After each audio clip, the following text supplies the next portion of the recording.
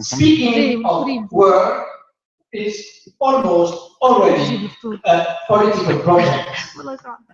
Citizens. The word citizen refers to objective realities and to objective desires. First, the idea of citizen is a political idea.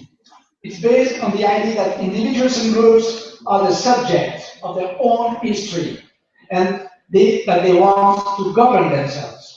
Citizenship is based on rights, and it is a right-based concept, a double right, civic right and civil rights. Both of these forms of citizenship, political and social citizenship, are the two pillars of our action.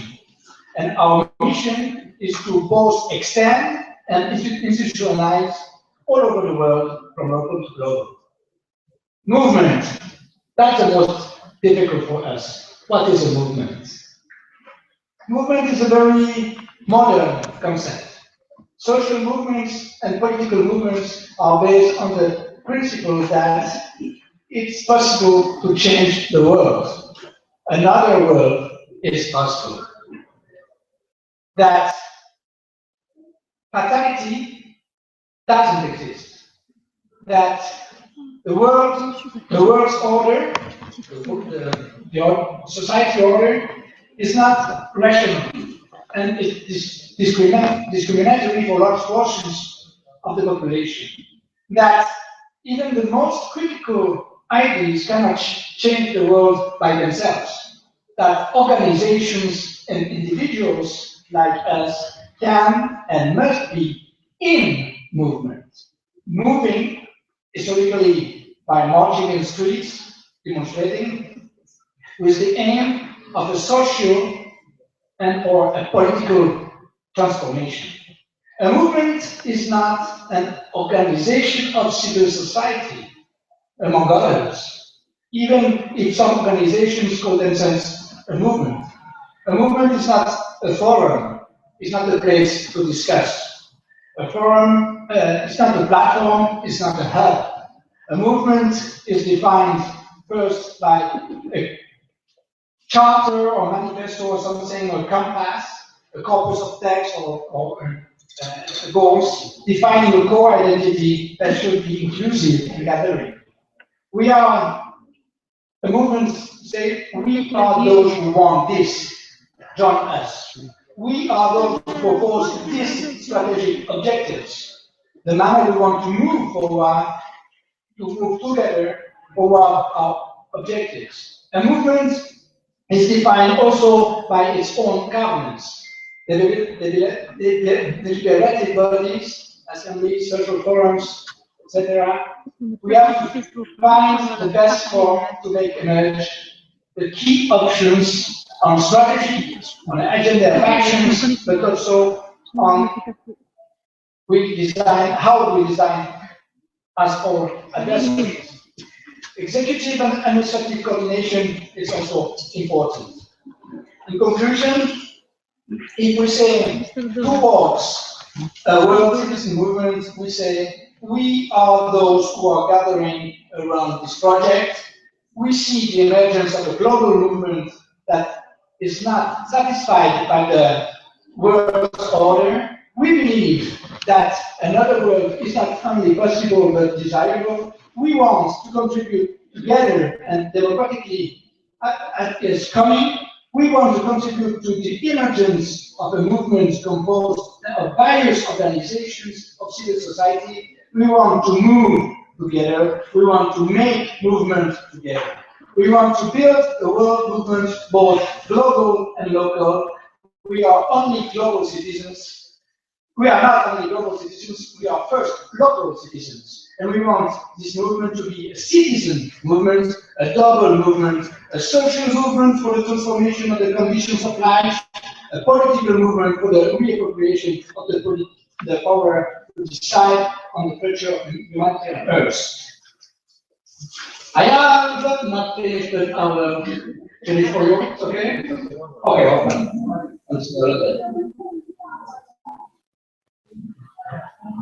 In the historical line, we, with the previous emancipatory movement, the world citizen movement claims a global democratic governance of the common goods of humanity.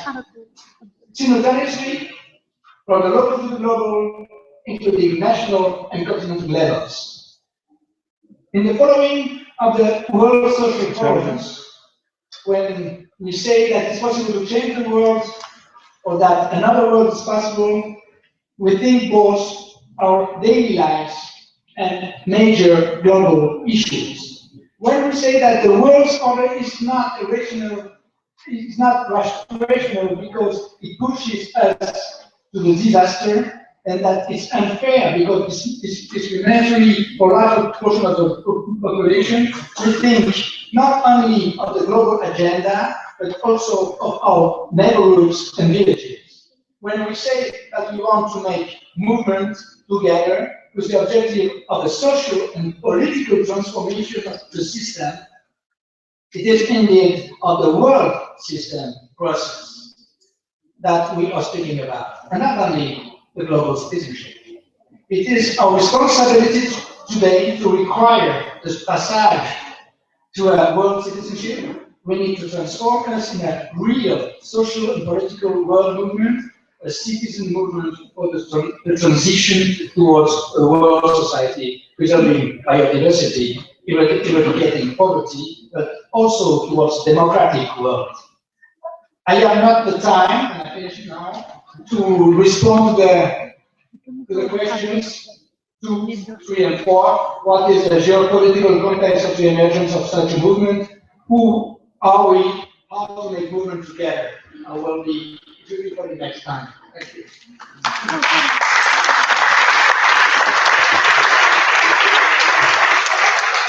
Thank you so much, Jack. Okay, so we will quickly move on to our second speaker, who is going to be Richard. So if we can give a round of applause for Richard. Thank you.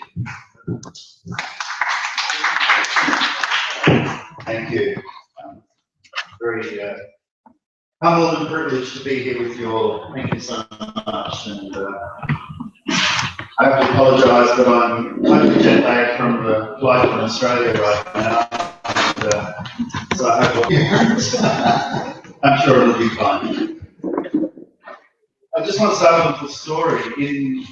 In one of the electorates in the southern part of Australia, the community, or a few people in the community, were becoming quite concerned that the political system is no longer really serving the community needs. And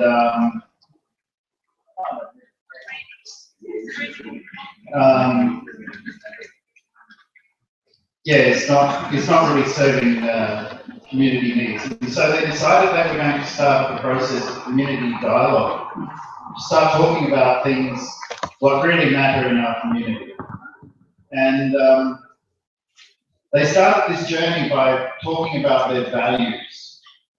And they would basically write down all of their values and see what they actually amounted to. And what they was very surprised was that basically no matter where in this community they came from, what their political orientation was, or their religion, or their wealth, their values were very much the same. They all really cared about the same things. This process of dialogue went on for quite a long time. They called it kitchen table conversations. So it was just maybe 6 or 7 people who would come into maybe 100 different houses or schools, churches, halls, to have this conversation and an ongoing process of conversation. And out of this became the process of engagement in the community, helping people who are homeless, helping people who are old, people in poverty, and being visible about what they were doing. After about 2 years, the government called a federal election, and this group decided that the politicians from the political parties could not represent their values, their views, or what mattered to them. So they enlisted one of their number who'd been on the journey with them and asked her if she would be willing to be a candidate for this election.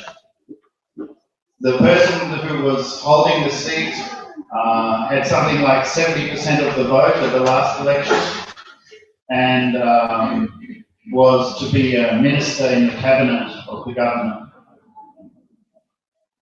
The community candidate won the seat, and so the community was now able to have a voice that represented the community voice, the voice of the 99%, instead of the political parties whose voice represents the 1%.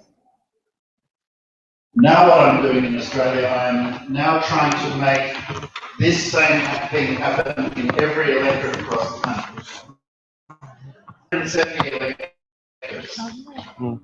If we can get more than 50% of the next federal parliament who are from the community, from the 99% instead of the 1%, then we can transform our country, because we have the leaders of government to change the laws, policies, and the sort of things that the moment in ecological economics, which is dealing with the fact that humanity is consuming more than the planet can give.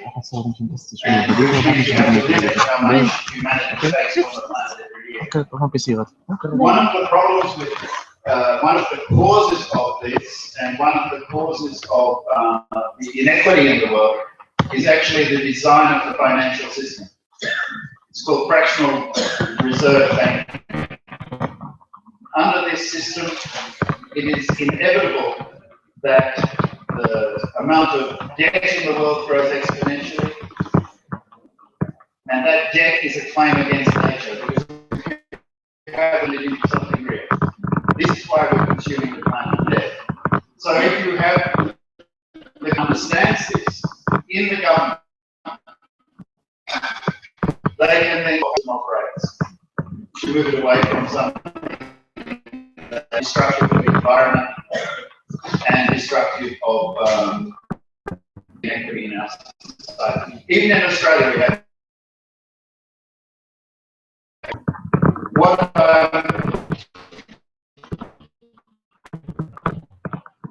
citizens movement, or my vision for world citizens movement. How can we make it happen?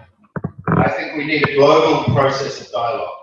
Dialogue is more of conversation, it has a particular form, and it is about action, not just talking.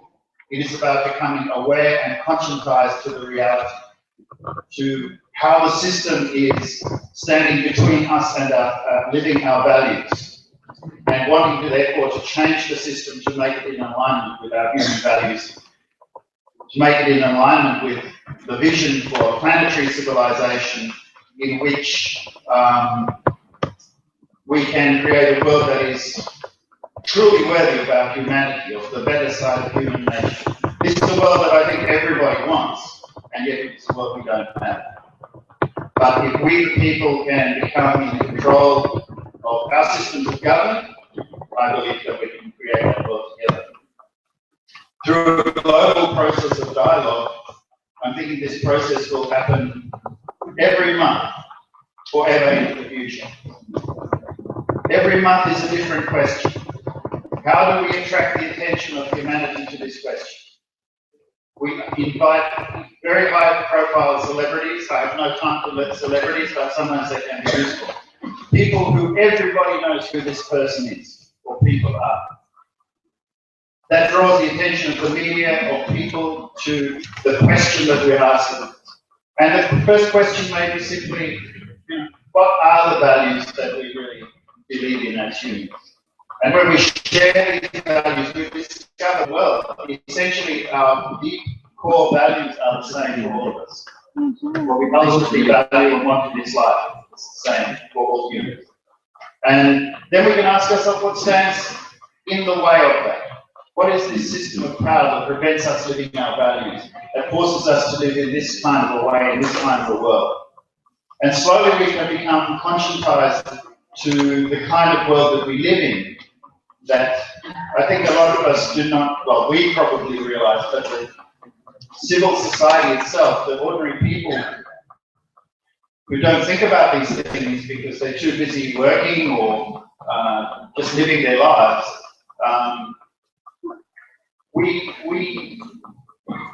Our world is manufactured for us. Our mindset is manufactured for us. There is a very interesting documentary, I'm sure some of you have seen it, it's called The Century of the Self. It's about Sigmund Freud's nephew, Edward Bernays, and Sigmund Freud's daughter, Anna Freud. They were the founders of propaganda. And in this documentary, The Century of the Self, they explain how the American people in particular were convinced to stop being citizens and to become consumers, right? Manipulation of the public mind. We need to realize that we live in something like, you may know the movie The Matrix, where people are in a cocoons and they have an energy system and they have a thing to make a virtual reality, so they think they're living a life when they're just a battery in a machine. We need to wake up that we are in this kind of matrix ourselves, and we need to be liberated from this. If you look at every major movement in history, the slavery, the suffrage movement, the civil rights, apartheid, Berlin Wall, Arab Spring, Occupy, all about liberation.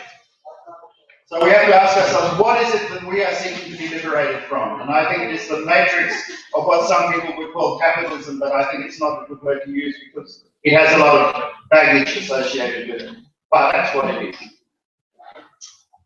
Through this ongoing journey of dialogue, we can start to discover all sorts of truths. And I'll just use an analogy to explain what I'm saying because it's too much to say. I lived on an island in the middle of the Indian Ocean for a long time, in uninhabited island. I was on my boat one day, just watching the coconut, just a thin line of sand, millions of coconut trees, and I was thinking, this is pristine, there's no nutrients, where do all these trees come from? And I wasn't sure, and then I remembered, in high school I learned about something called photosynthesis. The tree breathes in carbon dioxide, it breathes out oxygen, it leaves the carbon inside to make the tree. 95% of the tree comes from the air, like a crystal growing in water. 5% comes from the ground, which is where most people think the tree comes from the ground. It grows out of the air. This is a complete mind shift. Before I told you this, a lot of you probably didn't realize this. Now I've told you, it makes sense, it's obvious. There are so many things where we need mind shifts, so that people can see reality for what it is. When people know the reality through this process of dialogue, they will awaken, they will know what to do, and they can begin the process of transformation. In fact, the dialogue is the process of transformation. And that is how we can actually change our world and transform it. We need to discover the things that unite us in our diversity. Our common humanity. We share a planet that is dying. Surely we want to sustain this planet. There is no lifeboat for us to go on to. If we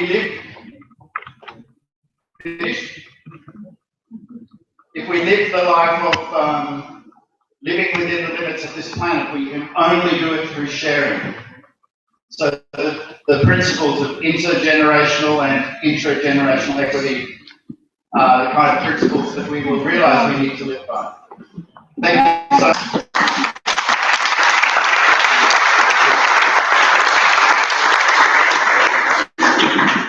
Thank you, Richard, so much. Our last speaker, before you hear from Tobias and the moderation of the jury, is Ishita Desai. So please, if you can give us a round of applause, thank you.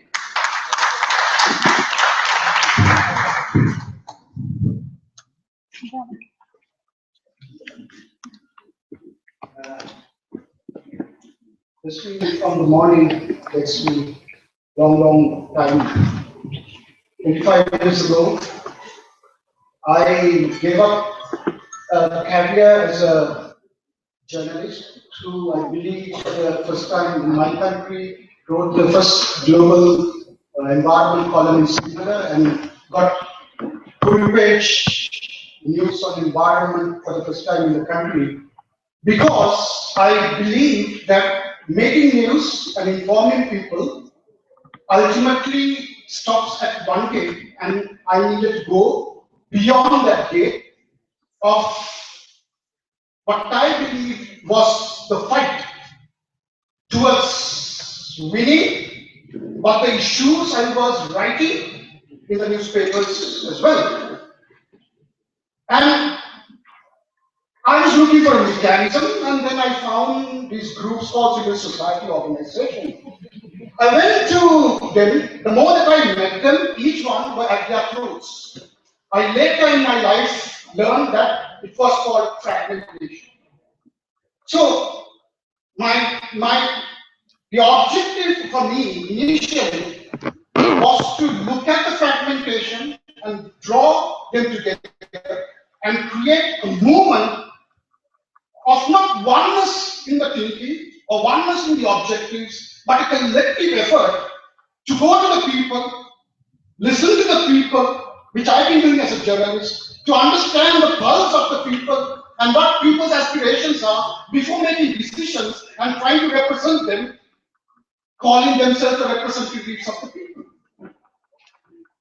That process led to two things. First, I wrote Sri Lanka's first ever citizens report on environment and development, and that report took me to the first Earth Summit in Rio. It changed government because the modus of operandi was we went from village to village, slept in temples to temples, ate the food that villagers gave us because we did not have money. I did not understand what funding was all trying to produce. Simply, we just walked. That process in a year's time took me to what was the initial periods of the first Earth Summit on Earth, and I was invited to become part of creating the Global Forum as a steering committee member.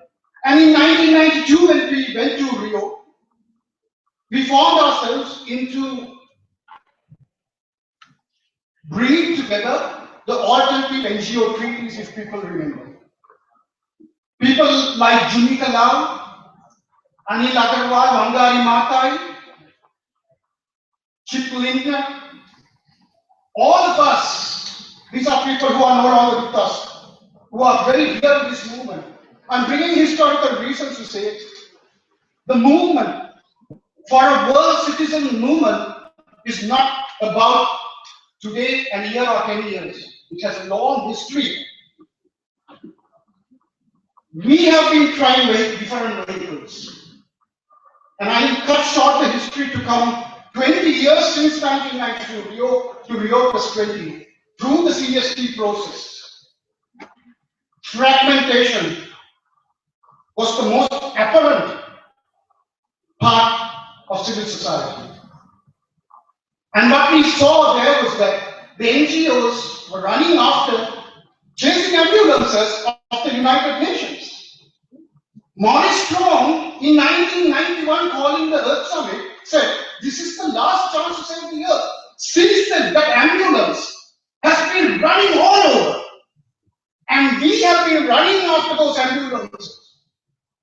Where's the rainbow?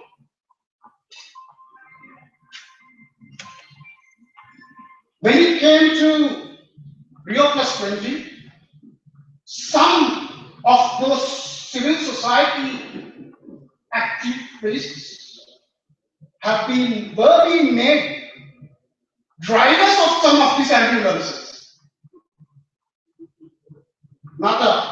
Knots. And in Bonn, I don't know who was there at the DPI conference, 6 months before Rio was failing. And they had to find a way of saving Rio, nothing else, saving the summit. The Bonn meeting As usual, the chair, I use some of the ways of fierce psychosis to get the last word. I did it now, sorry. And there's one thing that I said, look here, civil society, our role is not predominantly a reactive role. From where I came from, initial beliefs of mine was that we have a proactive role, not running after someone else's agenda, but placing an agenda on the table and developing it.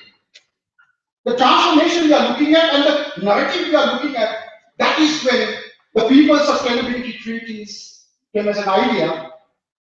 And basically it was just an idea. And we wrote emails just to circles. I can see in the room Ashish Kothari. I've not met before. I thought it was Ashish's brother Stitu. Till I got to know. Mata from Brazil. Some of these treaties that they brought in was completely different mechanism. Number one, they asked me how to write a treaty. Firstly, can people write treaties? Governments do treaties. Damn nonsense. Historically, people have been making treaties among themselves. When corporates do TORs between themselves, these are treaties. When people do among themselves, these are treaties. Grammar Swaraj is a treaties among people. We elect people for 4 years, 5 years, give our power to them. They do the treaties for us. We are stuck in them, and we keep on running after the ambulance. I'm cutting short. I'm trying to capture what Tobias sent in his email asking me to speak and to cover certain things. When this process was happening, 14 treaties, 300 plus organizations, the whole story of that has come to a level. What was called the whitening circle was coming through, and they believed that the People's Sustainability Treaties, which was a very poor movement, there was not a single dollar given to us for 14 treaties, 300 plus groups coming together in Rio. Not a single dollar was asked because we thought integrity is very important. But then, post Rio, we needed an organizing mechanism. Michael is here in the whitening circle. And then this process of how do we widen the circles coming together got into a place where there was a narrative called the Great Transition. The Great Transition initiators believed that the scenarios, some fantastic narrative, scenarios built should be the single narrative, and the World Citizens Movement, they call it the Global Citizens Movement, should be built around that narrative. There was another group of people like us, I was asked to lead it, but then we believe that there are many narratives. We were talking about Islam in the morning. I believe in the Buddhist scripts, the philosophy of it. Throughout the alternative NGO treaties and so on. And the issue after coming 20 years from Rio to Rio, we have many narratives. But who have gone back to the people and asked, what is your narrative? So, in that process, the first consultation process came to Europe. And that is where I met again Tobias at Concord, organized a group of people, organizations there. And from what I understand, what I recall, was that the European groups are challenging a single narrative as well. And a narrative for transformation on Earth was very clearly asked through the dialogues. And the dialogues needed to happen not within a small group of people who believe they're intellectually empowered and have the capacity to tell the rest of the people that this is the narrative on Earth that we should be following. Sorry, people live lives and they build their narratives day in, day out. The little that we know, we translate them into transformational pieces of documents, and then we become slaves of it. My hope of coming here, I'm sorry that I could not accept the invitation 2 years ago to Johannesburg. And I'm sorry that you did not invite me for the second time in journalism. But I'm happy I'm in Tunisia for various reasons. I come from a country called Sri Lanka, which went through 30 plus years of civil war, and it does not stop activism. It does not. These are fantastic places of civil evolution on earth. That is the inspiration we want to do. But can a war citizens movement that we are doing here sustain without money coming from donors? The simple one. I mean, I'm just selecting one group. Can the narratives be independent, even if though the funds come from the donors? Once all these two conditions are here, do we have the moral background to go back to our people and say, guys, we thought this is what you all wanted on earth, and we believe that there's another world possible? Can we meet together? Can we educate ourselves? Can we? You have 1 more minute, I'll give you 1 more minute, I'll take it when I get my chance here. In 9 minutes, let me say, thank you for inviting me. I'm inspired. But during these 2 days, I'm looking at whether we can capture the processors not to chase the ambulances. In September, UNGA is going to decide SDGs. I have already called for what I call sustainability beyond goals. Sustainability is not about setting just X number of goals and stopping. Sustainability is a process of how do you live on Earth. So, if this movement can capture, occupy September, and from there go to Paris, the accord becomes our narrative and the people's narrative, I would be inspired. Thank you so much.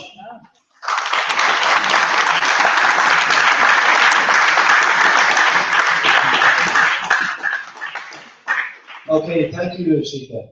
We've heard from 3 wonderful speakers. Can we give them a collective round of applause, please? Okay, so that's it for me. I'm going to hand over to Tobias, who's going to moderate the next part of the session. So I'm looking forward to it, as I'm sure the rest of you are. Thank you.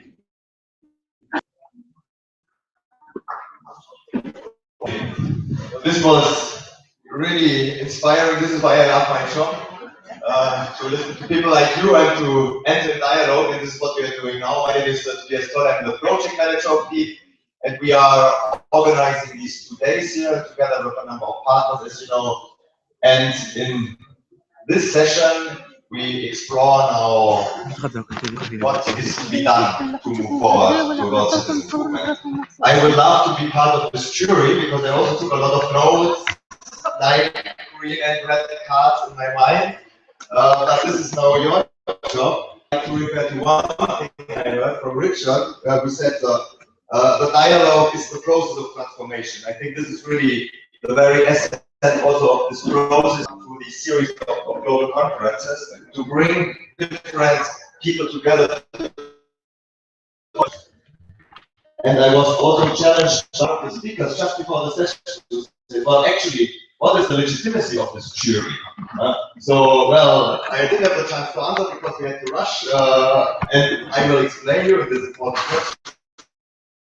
All 4 of you are deeply and in a very engaged manner involved in movement building activities, and this is what we are talking about, building a global citizens movement. So it's Rosa in the feminist movement, obviously, Nubila in the barefoot connection, also more linked to community mobilization, Michelle in the online progressive engagement network, which is a sector we are in the NGO world very disconnected from, these online platforms, and this is a global network which has this global dimension as well, which is great to have you here as well. And John, especially through the transcontinental Stop TTIP mobilization, which is a more Okay, anti-capitalist movement, if you like, but I think the interesting thing is also it's more specific on a specific political process, but it's mobilizing very well.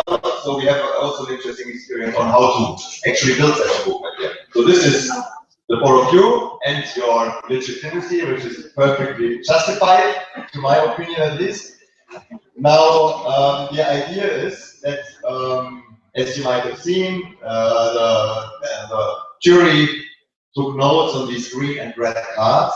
We will now make a round, and you don't need to go through all of the cards. There are plenty on the table. Just highlight your main points, and especially try to make the connection. I think there are very many complementary elements in what we have heard.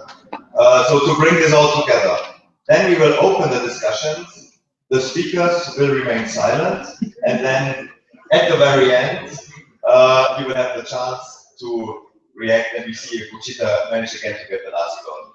So, no, that's the idea. Your role as an audience is not to ask questions to the panelists, which is the usual format, but also, of course, to make your own point and to contribute once the jury has made its point the first round. So, any volunteers to start? Rosa.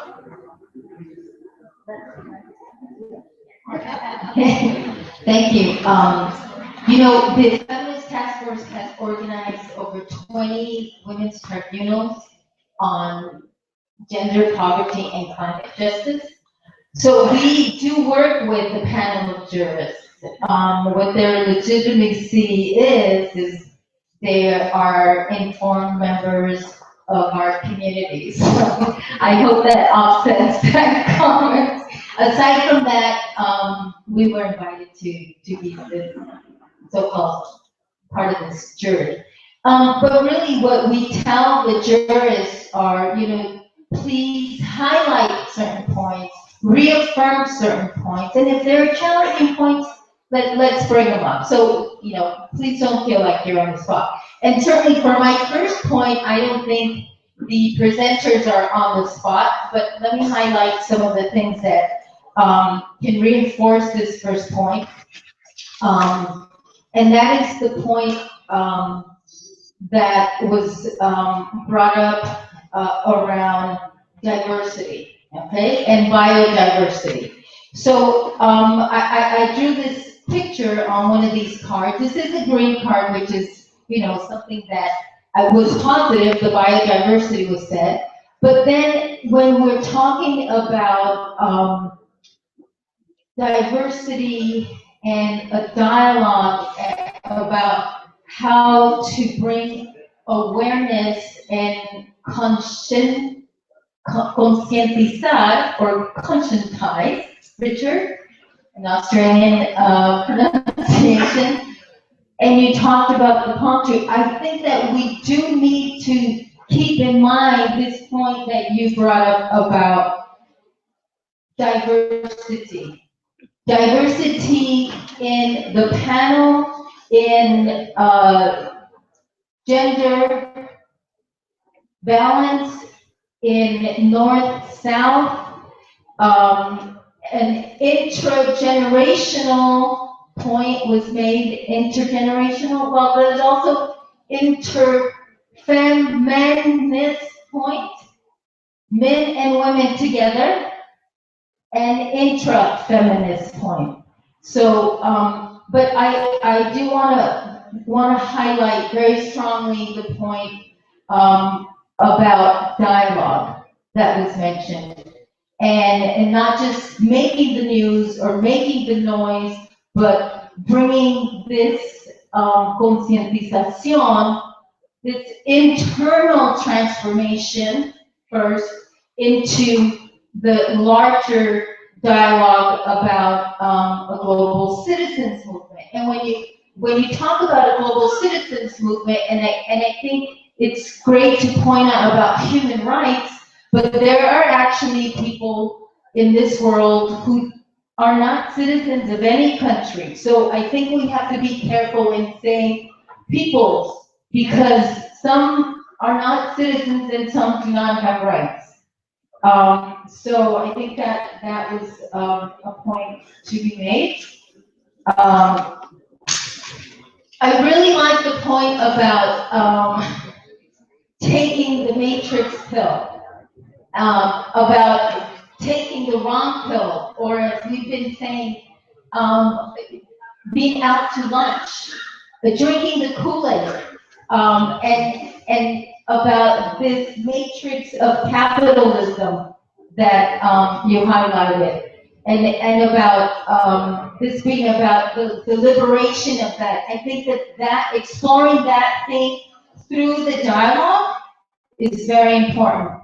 And the fact that if we have taken this no-dose pill, and we are, in a sense, ambulance chasers, as NGOs, at least within the context of the UN, the non-governmental organizations are in relation to the governmental sector. So we are, in a sense, very much in reactive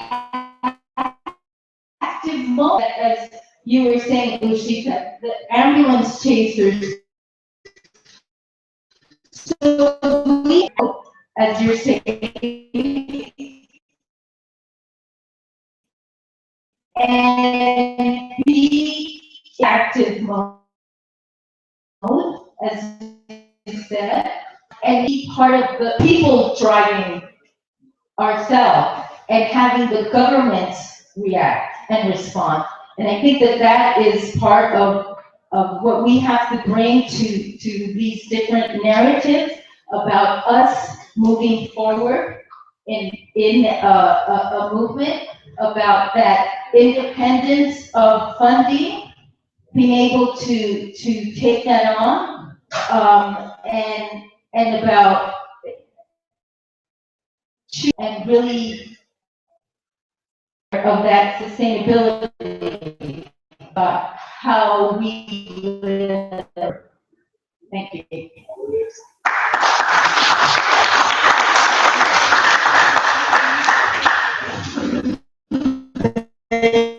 The community development, we're a civil society organization based in Cape Town.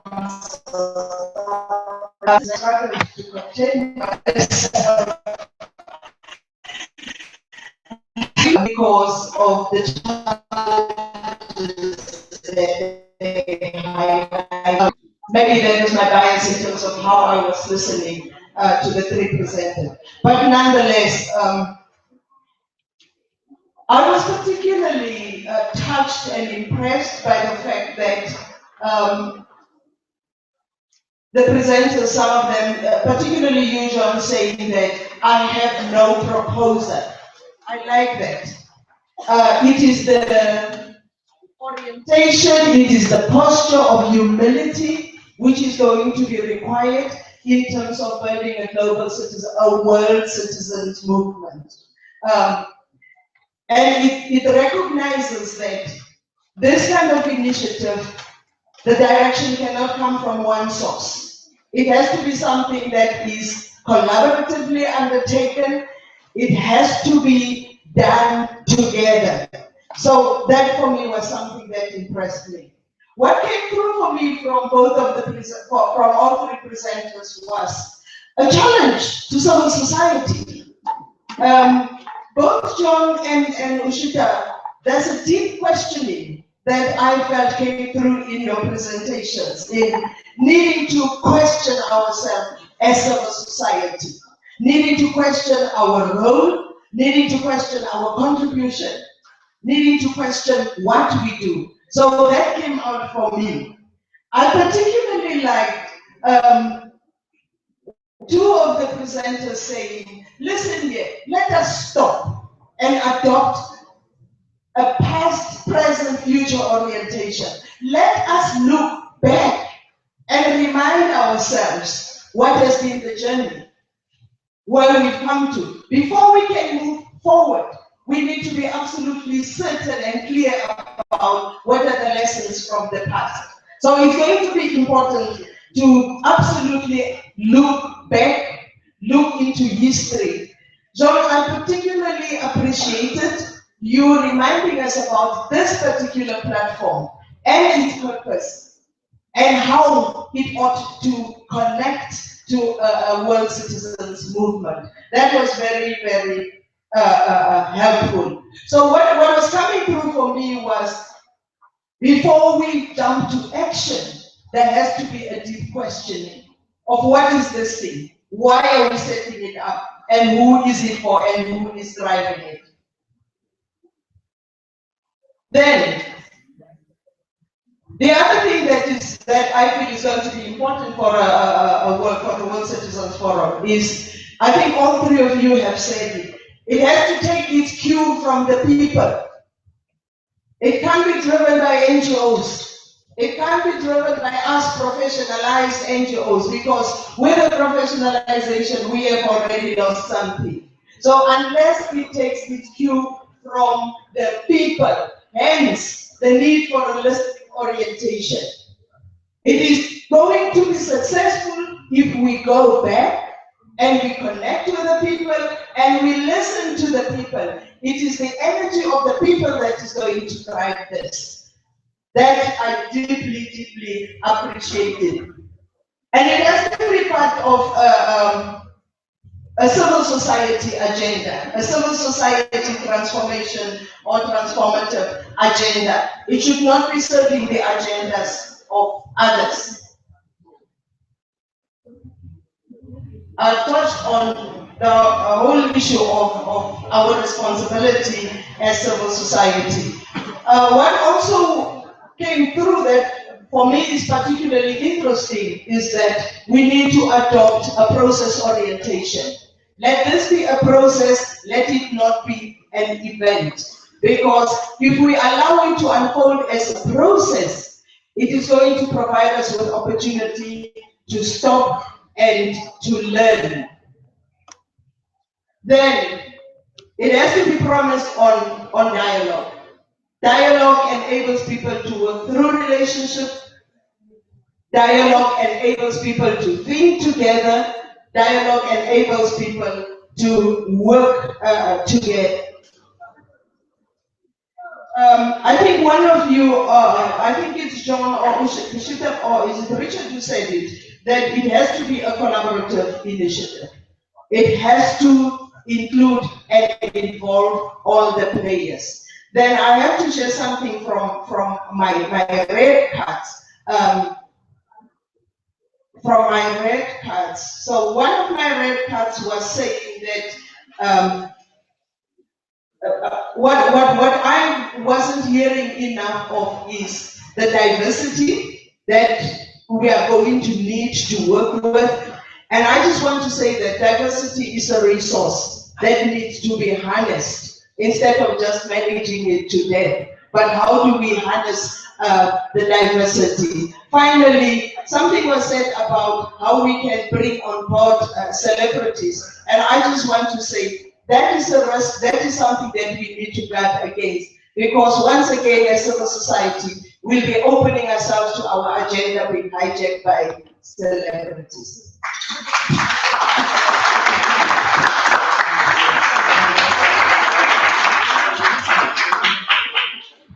Thank you.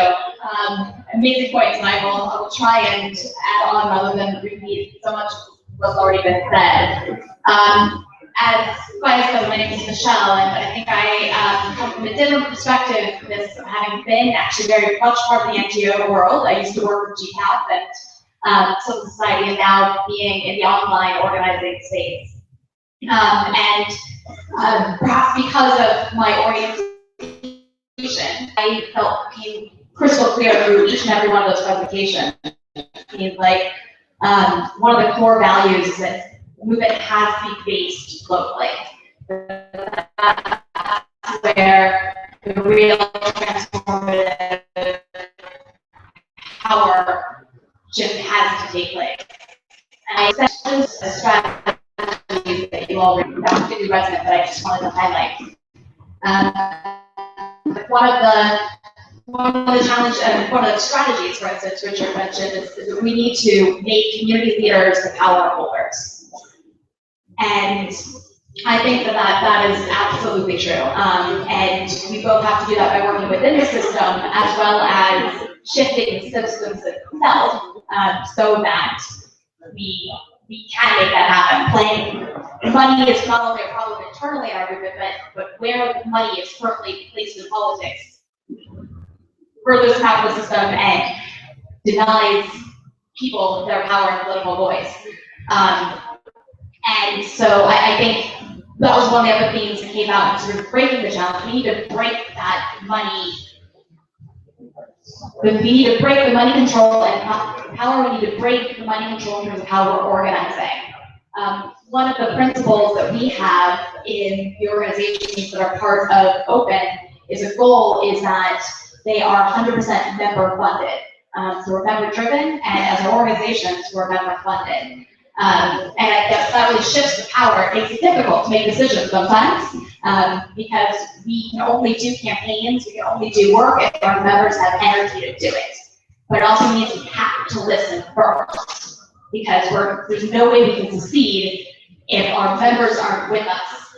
We have the most brilliant campaign strategy in the world, but unless everyday people are going to go out and hit, knock on doors and storm the parliament, we're never going to succeed. So I thought that was a really important point, and wanted to highlight that. I think another, if there's anything else I wanted to mention, and I just thought this point that you made about breaking fragmentation by listening first was really critical.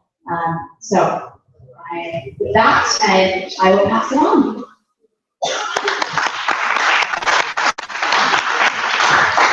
Thank you very much. My name's John Hillary, and as already said, I come from an organisation, War on Want, which comes out of the labour movement, which of course is a movement which has been around for at least 150 years. We've just celebrated International. So when you're talking about history, I like that a lot.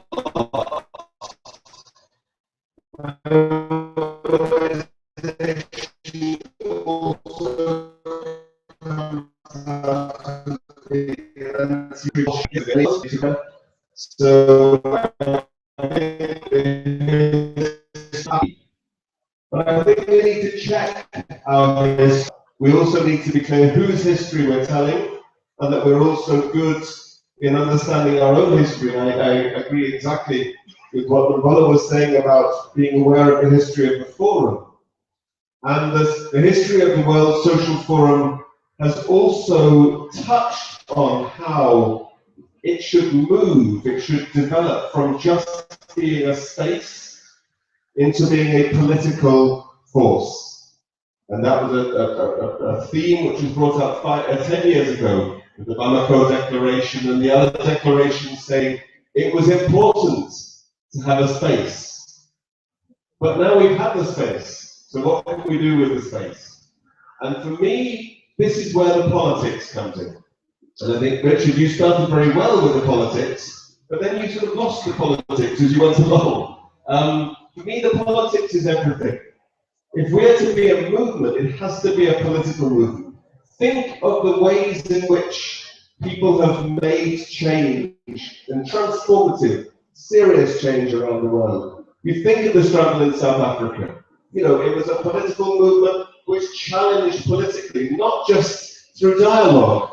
I think dialogue is great. Dialogue is absolutely essential. Dialogue is necessary, but it is not sufficient. If we just speak to each other, and even if we transform our own minds, that's fine. But we need to be aware of the political reality. Think of the fantastic revolutions in Bolivia, in Ecuador, in Venezuela. Social movements forming together, but then challenging power through politics. Social movements which became political movements. For those of us from Europe, think of the Greek people rising up, electing Syriza. Think of the Spanish people about to elect Podemos. Think of the Irish people perhaps about to elect Sinn Féin. Who knows? But I think we need to be confident. It is the Wallerstein, the world system theory World system theory is not just a theory which talks about the world. It talks about a capitalist system. We must not be scared of the capitalist world system. Because without that education in the movement, we common politics. And this again is something I learned from our comrades in the struggle in South Africa, who said that for them, building a movement is taking everybody's individual concerns, everybody's issues, giving them political identity, building them to a higher level, and then challenging the root causes of their common powerlessness. But I think then the final thing I was going to say was already touched on by all three other of the jury panelists. Unless you build from the base, unless you build from existing movements around the world, then you're just creating a bubble which will hover above everybody and then will burst again in a few years. There are fantastic, strong movements around the world. The feminist movement, still the liberation struggles of Palestine, of Western Sahara, the last colony in Africa. Who's talking about Western Sahara? Still these struggles for liberation. The struggles also of the labour movement, which continue across the world as a genuine global movement. It's important to link up to every one of these. Out of that, it must be a political challenge to capital. So I'm really pleased to be here. I'm very grateful for the invitation to come here as part of an activist movement, an anti-colonial movement, a trade union, labour movement, and a joining of a movement of movements. The World Social Forum was meant to be the crystallization of this movement of movements. And I think we can take it on now by giving it that political identity, challenging capital, challenging power, and then building another world. Thank you.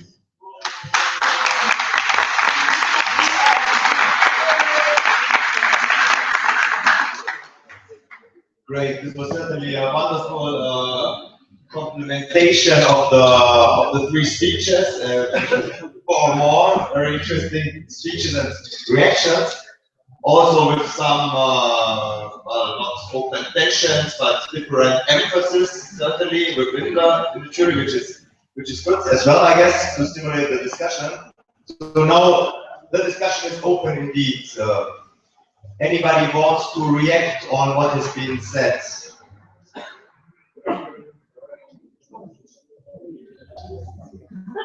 And I think, like, maybe to stimulate a little bit your thinking, I think one key which should be probably addressed is maybe the tension between like a more dialogue and searching approach and a more explicitly political, manifesto-oriented, anti-capitalist approach, and or maybe there is no tension, and I didn't get it, but I have been also discussing a lot in the Jogo conferences when we didn't manage to get a political declaration and ended up with a question asking compass document.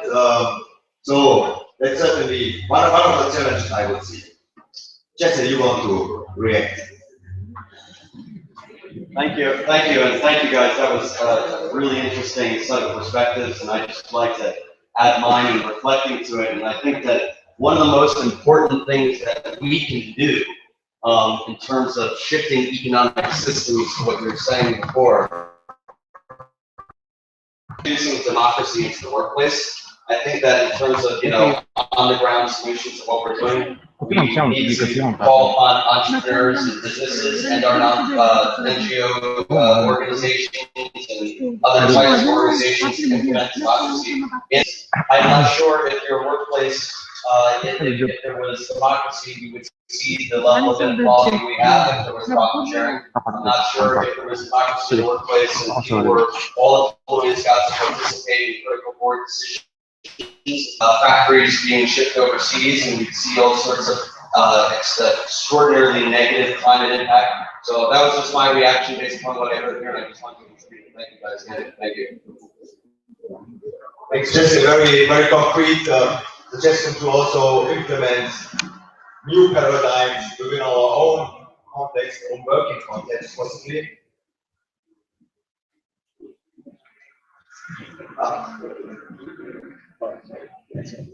Thank you, Lawrence. Someone talked about break the money control.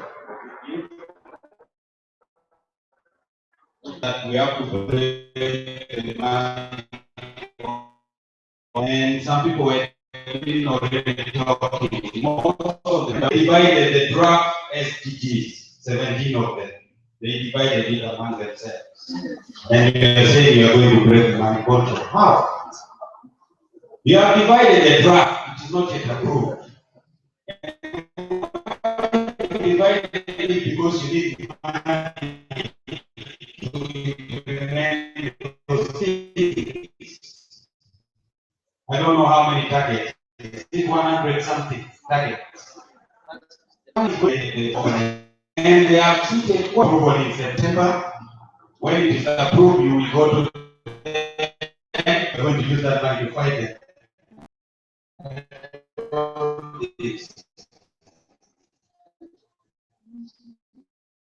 Number three, what is the position of youth, the civil society organization?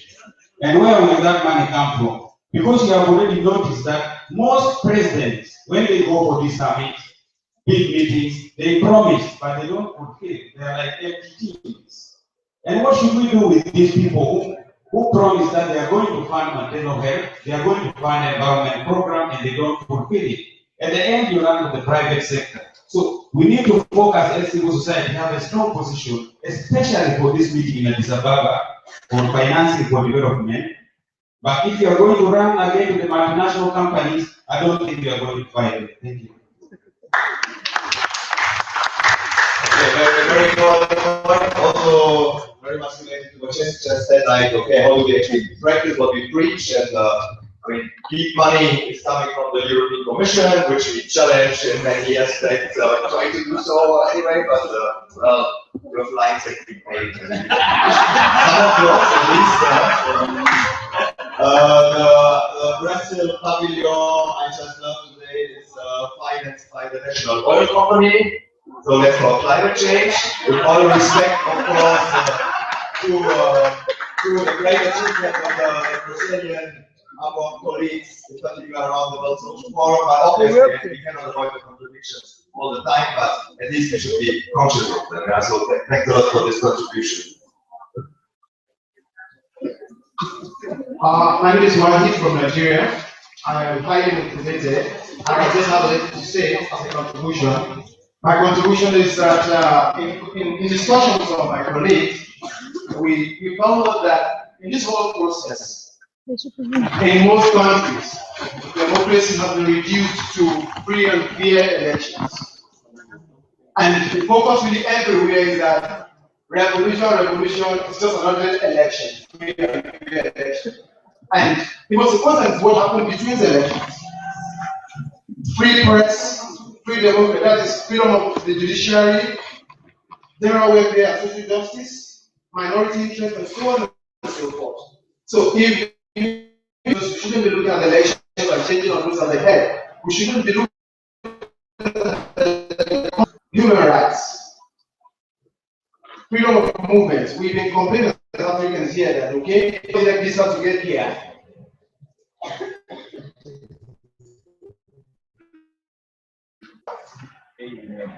Okay, so these are the kind of things we want to be looking at.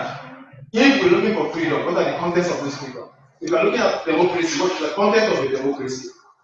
When you have democracy and inequality is increasing, when you have democracy and poverty is increasing, you have democracy, all kind of vices, all kind of anti-human, anti-progressive things are happening. We need to look at all this content in our decisions and in our movement. That's my own contribution. Thanks a lot for pointing to the limitation of the representative democratic system and to make right now on revolution and she comment which is to be fight against, and no matter if it was the old regime or the actual government, which was quite interesting perspective. Like from European media, you have the impression of, well, now Tunisia went through the democratic transition and, well, they have what they wanted, but obviously elections, this is not enough, and we have to fight for the space for civil society. But maybe let's bring it back to this global citizens movement I mentioned, like Olivier, okay, and then Ashish.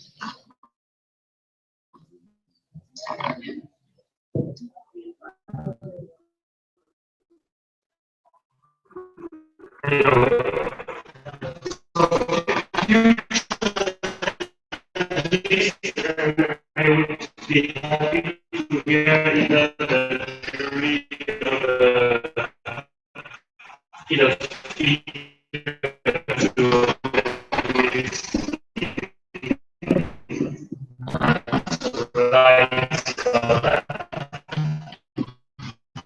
I build a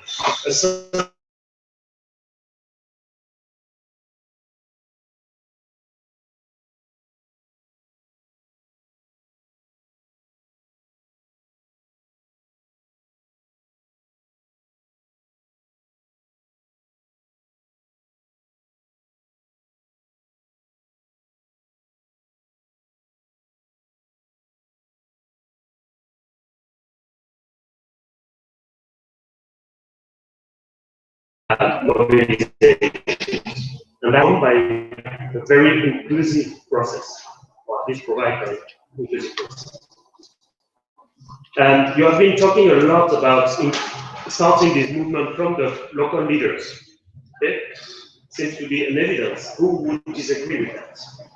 But I would like to hear how would you see concretely, how do we bring the 1 to 2,000 leader that might today count in their own respective communities themselves, not top down 100 people here, how to make them decide themselves that they want to create and to move and to form a movement. I think this is a real question. The forum, the World Social Forum, not being a movement, as Noah said, have tried to decentralize, calling forum, regional forum. With few exceptions, this just failed. So the bottom-up approach seems to be also limited, whatever. I think we need to respond to Richard's question over the next 2 days, which is from who and what do we want to liberate from? The movement is an emancipation aspiration. So today, as you rightly say, capitalism might not be the most inclusive concept to call for, but we need to define it. And all the past movements you mentioned, it was quite easy. We were liberating from an outsider. We were the enemy. But today, the main problem is that we need to liberate primarily from ourselves. The problem is inside. The way I consume, the way I behave, the way I travel, the way I do my job, the way I partner with my wife. So it's much more complex today because the answer is me, the way my mindset, my culture, the middle upper class, middle class kind of global aspiration. We should think in another method to bring us that the enemy is part of us.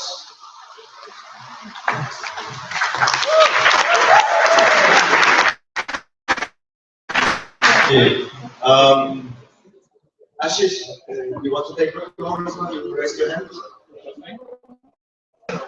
Yeah, and then also we have a real diversity in the contributions, but not so I want to particularly encourage the woman here. Take the floor if you like. Thanks. I just wanted to pick up on last Usually, sorry, this question of how do we make it a political movement, and how do we actually bring on board the workers groups, the indigenous peoples groups, the fishing communities groups, etc., etc. And this is a question that I think since Rio +20, when this world's global, at that point, global citizens movement, widening circles, Uchika, that you mentioned, it's been a question that a number of people have raised. Some of us raised it in the morning also. And what I want to know is, from the organizers especially, is, for instance, was an attempt made to invite Via Campesina here, or for us to be where they are? It's not, they're just a few meters away. Were indigenous peoples organizations and movements invited? If they were invited, they haven't invited, why not? And if there is a barrier, there's either a lack of trust or we're not able to move out of our own comfort zones and actually be challenged by them and be led by them, then how are we going to do what you're indicating that we should be doing?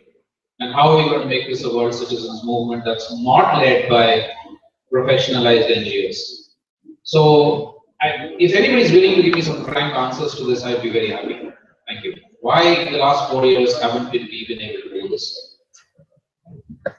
Thank you. Yeah, Via Campesina has been invited since 2013 and repeatedly, and I don't know why it's so difficult, but that's at least something to be explored. I just got a very interesting suggestion from Doug, which might make sense actually to make this conversation more inclusive as well. So what if we take 5 minutes and you just have a little conversation with your neighbor or in groups of 3 to explore how this resonated with you and to a little bit confront your ideas, and then we have another round of comments, the jury, and the panelists before closing. So we have still 40 minutes left. I think it might be good to have this little change of methodology, which was not foreseen, but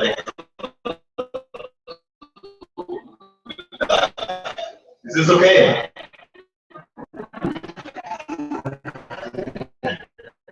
So please cook.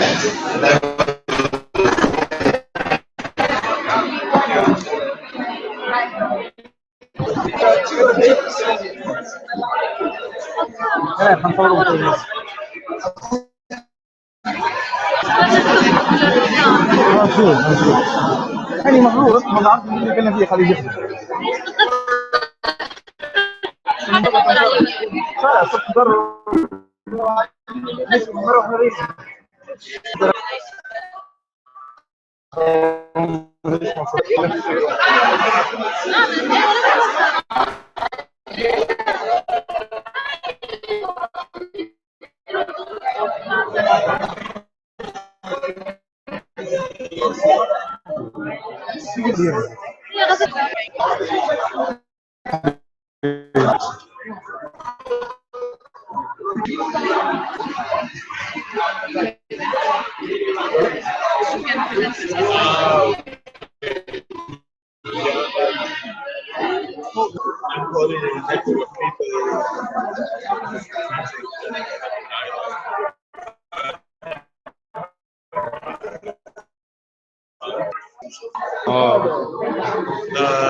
He was the December paper on the Great Transition Edition.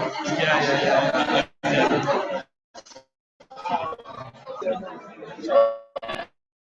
He's also alive. My question is more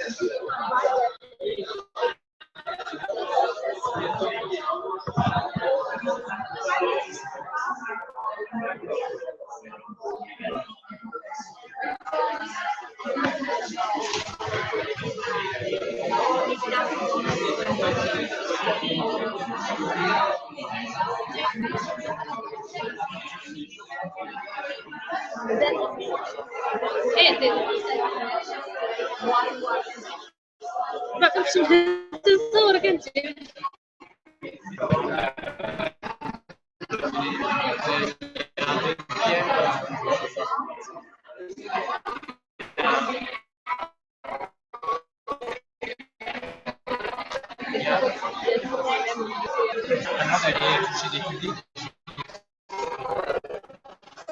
J'avais posé ces questions, les questions économiques. Après, il y a un volet écologique aussi qui peut aussi relocaliser.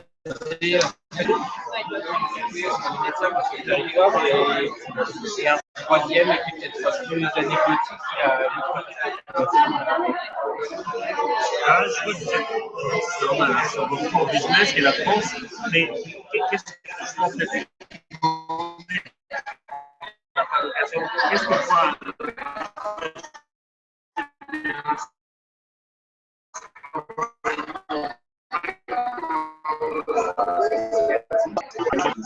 En France, ouais. Moi, c'est un mélange des deux. C'est que quand tu arrives dans un atelier comme ça, donc, tu sais, tu auras peut-être des résultats immédiats et très concrets. Et en même temps, c'est hyper important parce que c'est des questions qui touchent tout le monde et qui vont être de plus en plus importantes parce qu'il y a de plus en plus de problèmes qui sont mondiaux. Il y a la finance, il y a le climat. Il y a, on se rend compte que les jeunes, finalement, on a les mêmes préoccupations et les mêmes problèmes, et qu'il n'y a pas d'espace pour l'instant.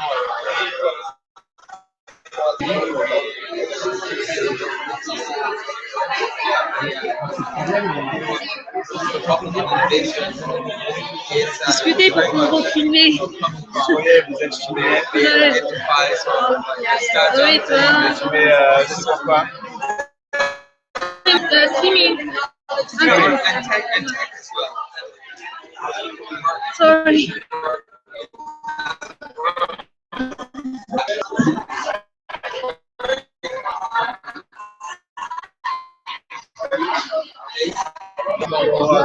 Yeah.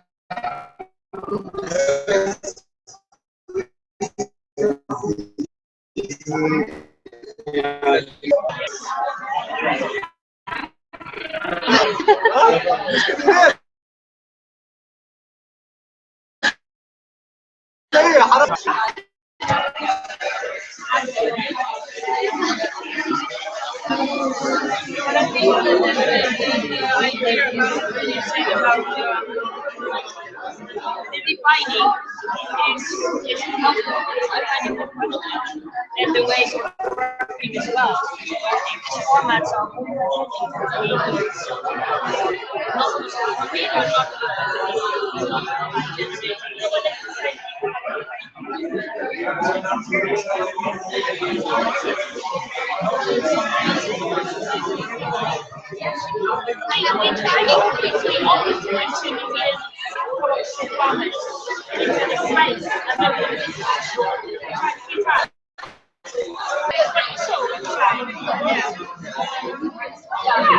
which is about bringing social factors.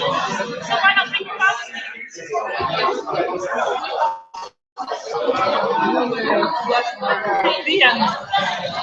1960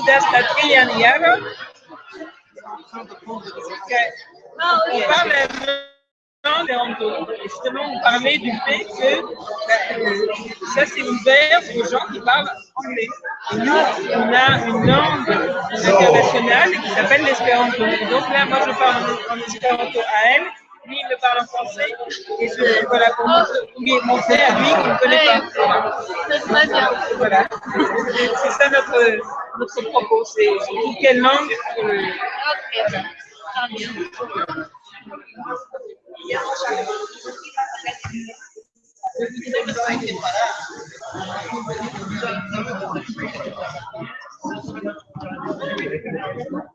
Okay, this is always working. Less violent way to move on than calling you to stop. But I think, yeah, thanks back again. I think this was a good change in the methodology.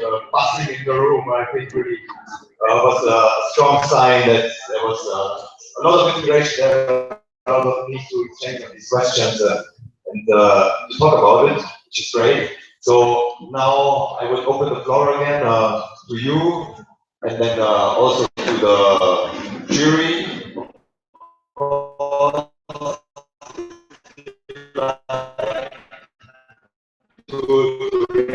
What has been said by the I'm here, well, my name is Anima, and I speak Esperanto, and I'm here because I speak Esperanto, so I just wanted to say that, well, in the world citizen movement, maybe we need a world language, might not necessarily be English, because some people don't speak English and want to take part in the movement, so, well, there might be other ways than discussing English language. So, yeah, thank you. Important point. We would have loved a translation here now, but yeah, get this organized.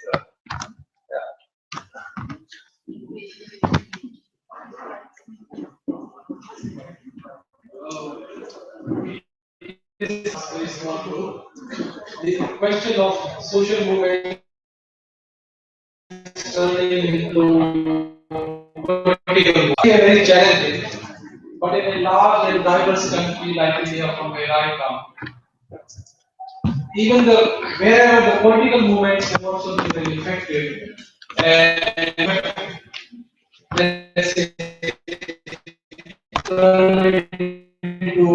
when the government still they have not been able to deliver.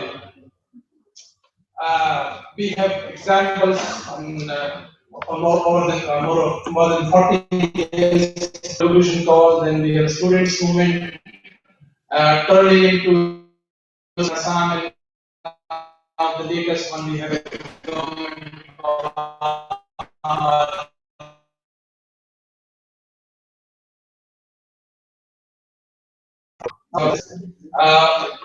well, they say that they are not successful because the system has not changed. But then, who will change the system? And those to be changing that system, by the system, then how strong this system is they can change. Thank you.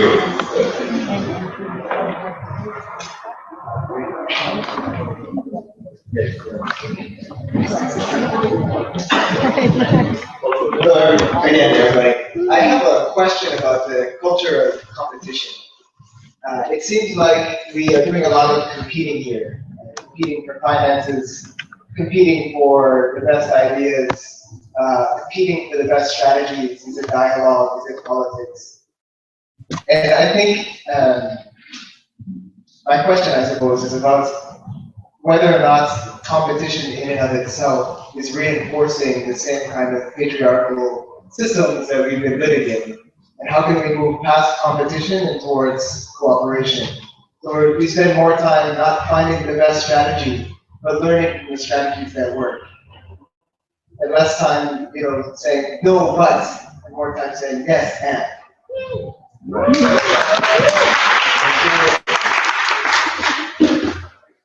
Okay, let's take two more. Yeah. You know what? I've been thinking a bit here about what kind of conditions we need for a movement of movements. And I'm thinking about how nature works.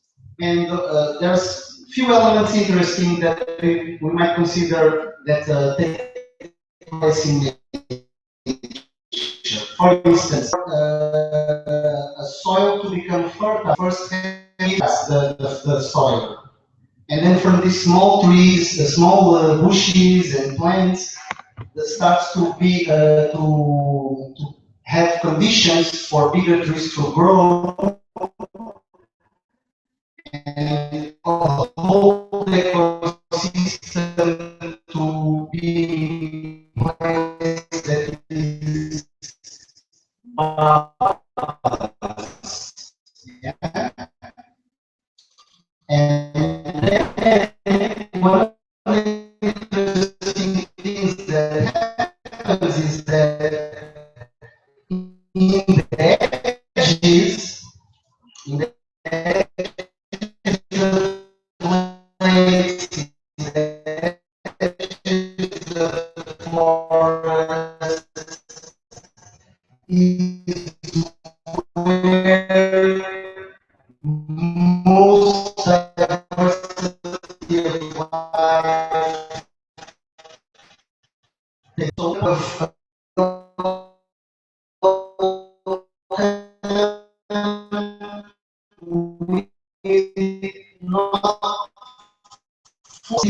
with my agenda of my institution. You know, I cannot say a mistake because I'm going to ruin my institution's visibility.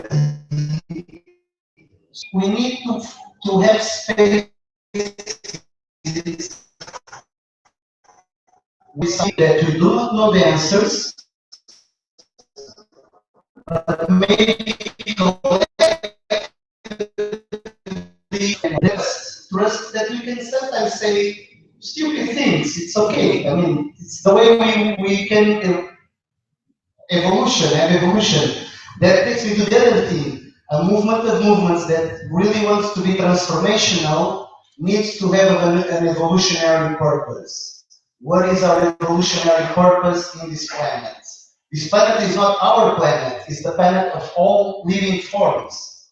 So what this means evolutionary purpose for us as a movement? I think we need to address that question in order to have a more organic, horizontal kind of setting.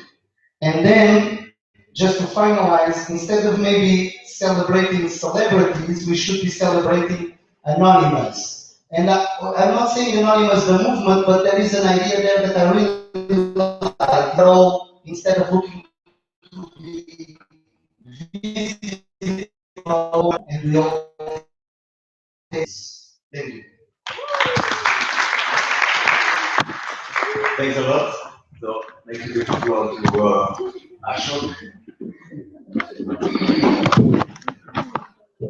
Thanks, Thomas. My name is Ashok Bharti, and I am primarily involved with the social movements. So, when we talk about the transformation of the social movement in political movements, I guess there are few very critical questions that not only the social movement tends to follow. One is that when they go into the politics or the governments, the role of the government and the politics is all pervasive.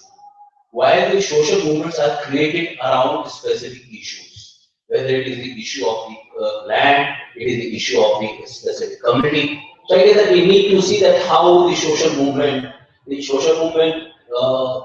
can really think of. The second issue, which I feel that very critical, is that while the social movement tend to criticize and tend to be critical and tend to critical of so many things, unfortunately, they tend to less work on the alternative systems. Because the system we are fighting is a very entrenched, very well working, very well oiled system.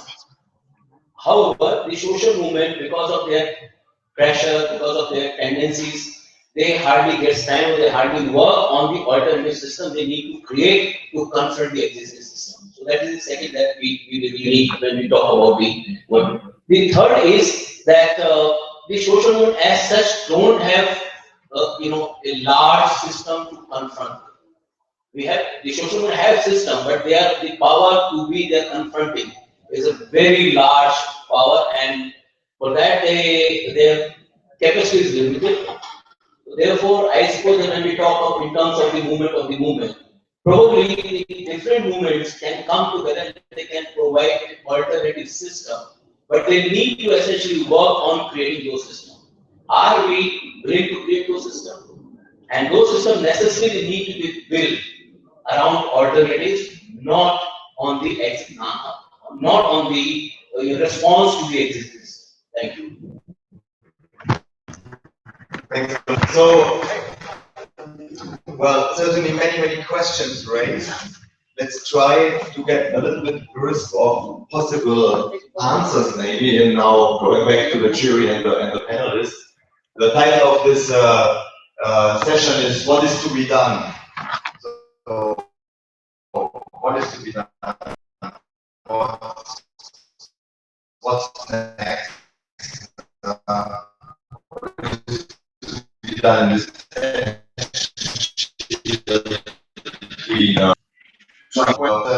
fighting ourselves because we are part of the system, to be reproduce, need to be more inward looking to our own practices. So these are things what you think is to be done.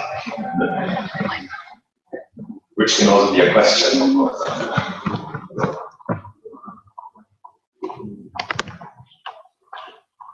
We'll go this way. Okay. The panelists will arrive there.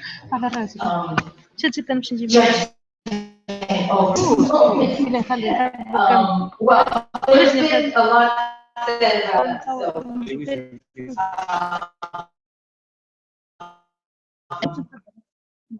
and this issue of controversy, I think that we do have to throw ourselves into,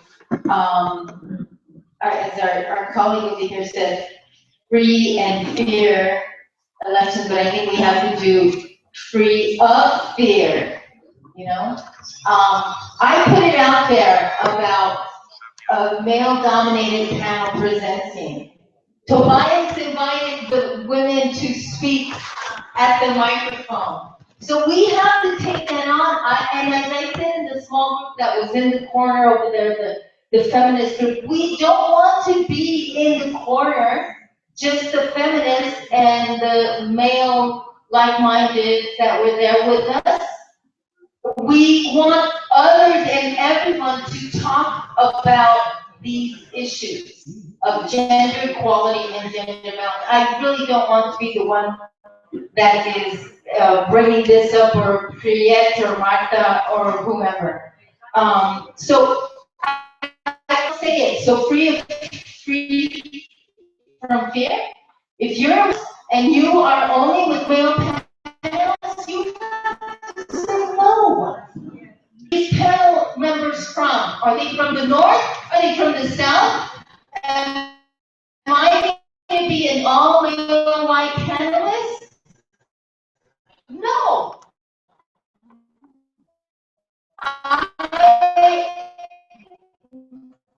We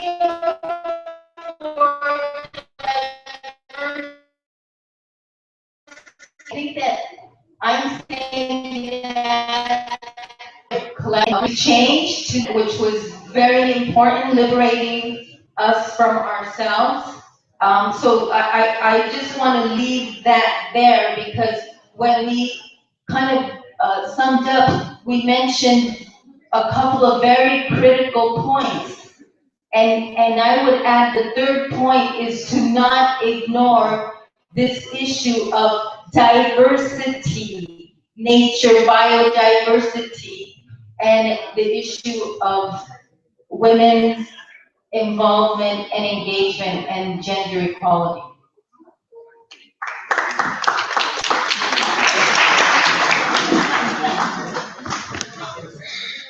I would like to align myself with what has been said about allowing things to emerge more organically. I think we should not imagine that there's nothing happening on the ground. I think in terms of building a world movement, it's going to be very important to really look and see what is happening across. And part of the work is going to be how do we then connect, as we say in CDRA, how do we connect the points of light? Because we have to work with where the energy is. And there are things that are happening on the ground. And unless we connect to those, it's not going to happen. And just to come back to what has been said about it has to be a political movement. If we are serious about transformational change and creating a better world, a different world, first and foremost, we need to see ourselves as co-creators of that world. We need to step out of allowing things to happen to us, but become actively involved in shaping that new world. So what Olivia said earlier about how do I bring myself into the world important. We also have to see it has to be an inside-out process. You yourselves, me, I need to be in the world differently. And out of that, I then engage the world. I cannot be a co-creator of a different world if I am not differently present in the world. Finally, if we envisage such a movement, a big part of the movement's work is going to be about challenging and working towards transformation of relationships of power. Without doing that, nothing will be achieved.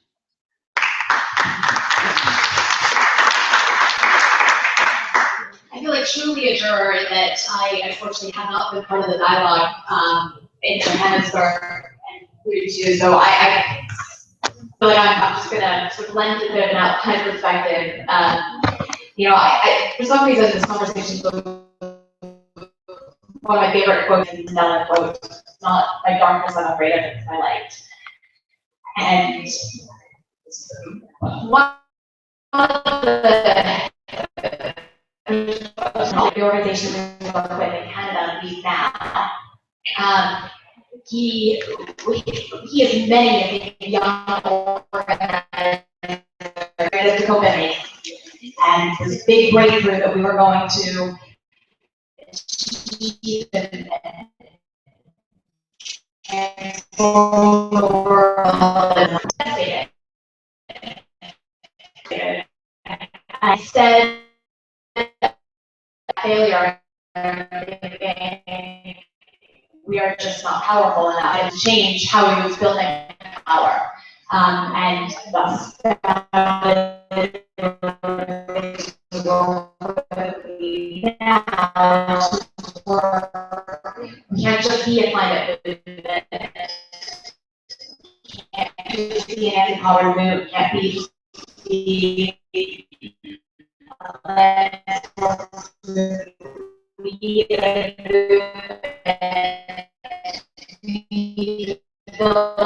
across all of these issues, but we build real progressive power.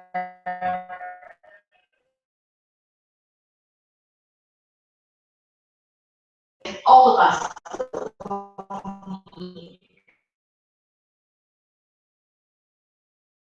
Are movement. So I guess I'll just offer that as sort of one of his solutions to looking at darkness inside, and our light can be getting stronger inside of our hearts.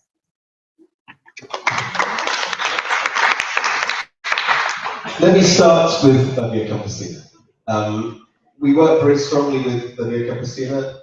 It is part of the leading part of the movement for food sovereignty.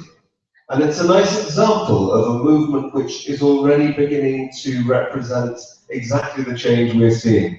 Yes, it is a movement of people struggling for control, sovereignty over the land, their seeds, their water resources, the production, the consumption, the distribution of food. Yes, it is a movement which is doing that explicitly as a political challenge to the capitalist food regime. But it is also a movement which is challenging violence against women. It is a movement which is challenging the violence against migrants. It is a movement which is taking on many of the other political challenges which it has already seen from its convergences. And in that respect, from what has to be done, I think we are still in a very strong position. There are lots of fantastic, powerful, vibrant movements across the world of hundreds of millions of people. The food sovereignty movement contains over 200 million people.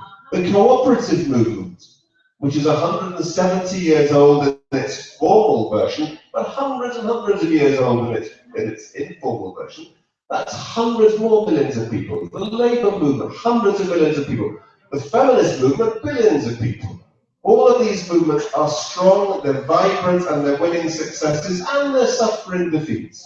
But every day that struggle goes on. What we're doing here at the World Social Forum is we're trying to deepen our political understanding of each other's movements and converge.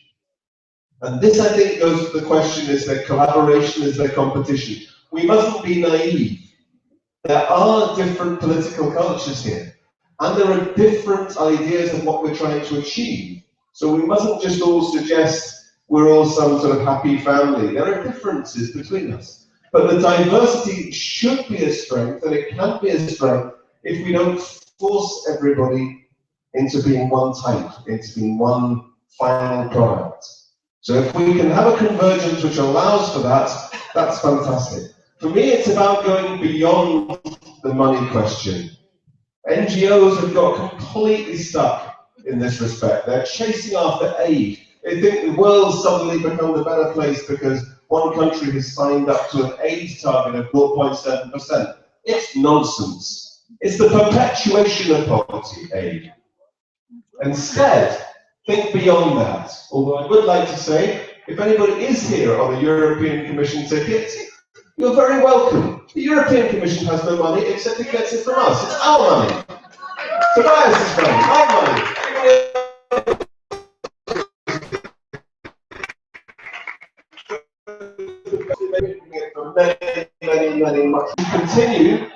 We should continue to be doing what we're doing. We should be converging. We should be confident. We should be political. And yes, we should challenge power outside as well as inside. Don't think that the world is going to change just because you've got a new bicycle and you stop buying light bulbs. Start making the change by challenging capitalism as well.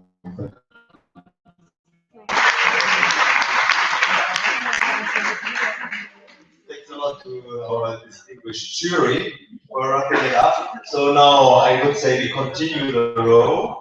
And then Sean gets the last word unless Uchika changes the place. I think we keep it like it is. Thank you.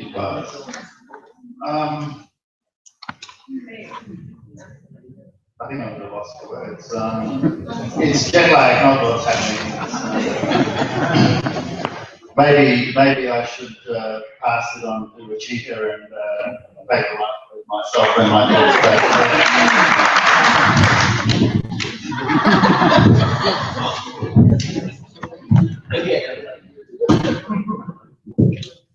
So, I have four points.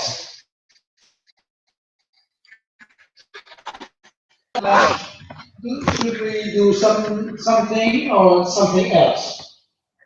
I think that is not a good question, because we are doing what we are doing, and we are doing it differently and together. And it's not a good place to choose what kind of action we will make. For example, I heard that we should transform the social forum and a movement. No. We should transform the forum of a movement. No. We need both.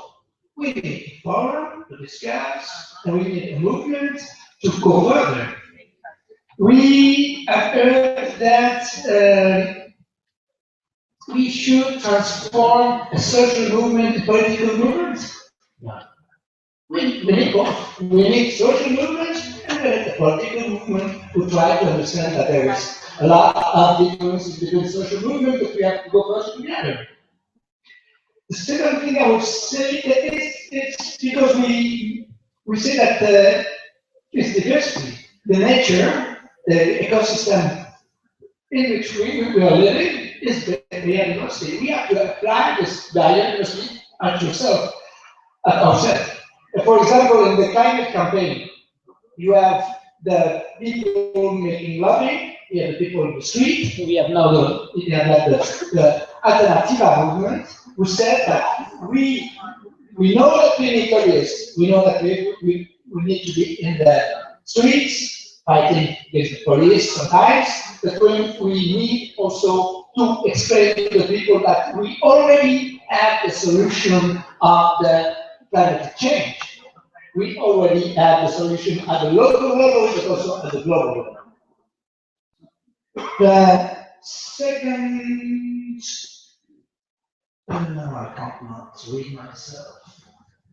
Okay, I go to the second reading.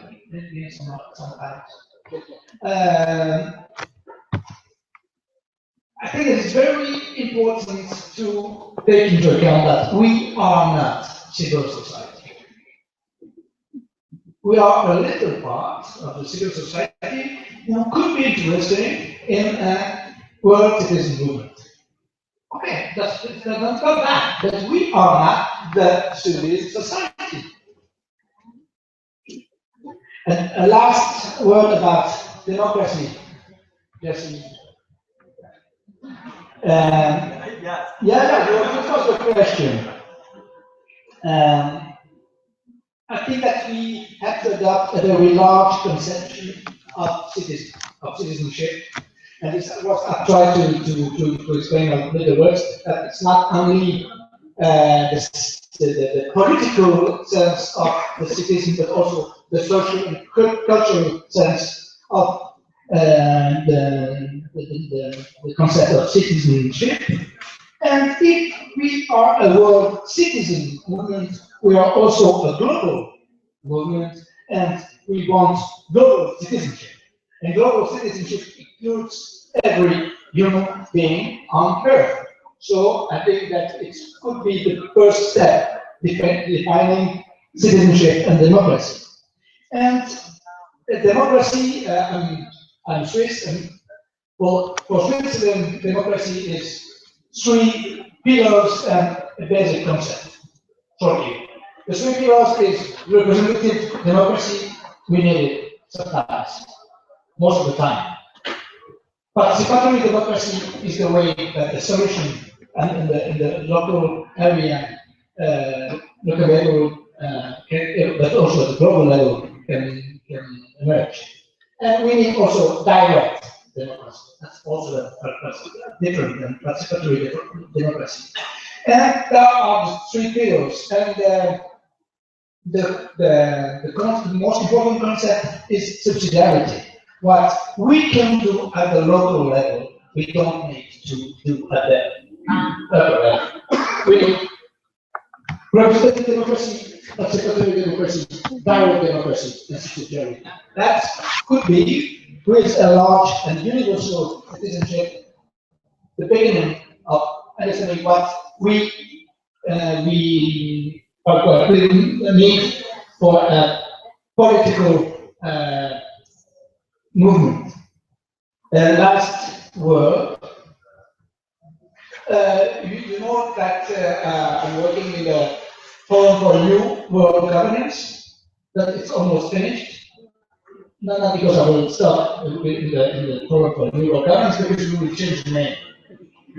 And we will change the name for a forum, the World Democratic Forum. Just to have a place to discuss together how to share this concept of democracy, citizenship at a universal level, and to let understand that We need social movements, but we also need a political movement, an open and diverse political movement. A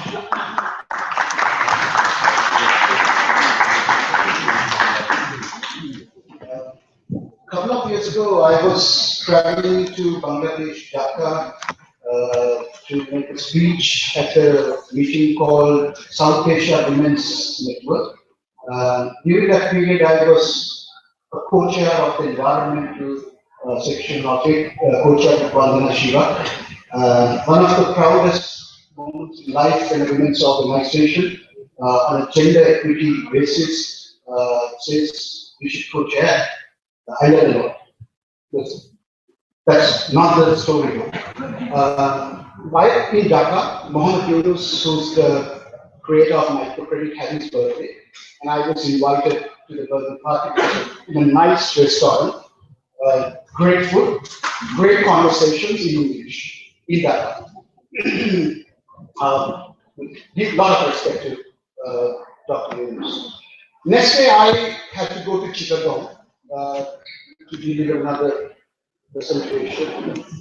And I went into a small kind of a restaurant, a normal kind of place, and two of us, and a waiter came, and he is a billing waiter, and he asked for our then we said, so it's, speaking, he managed to converse even in English.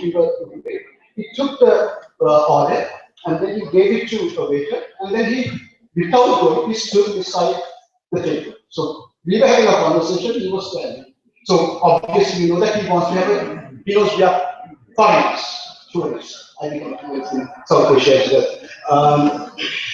So then I asked him, are you working here for the night shift? He said, no.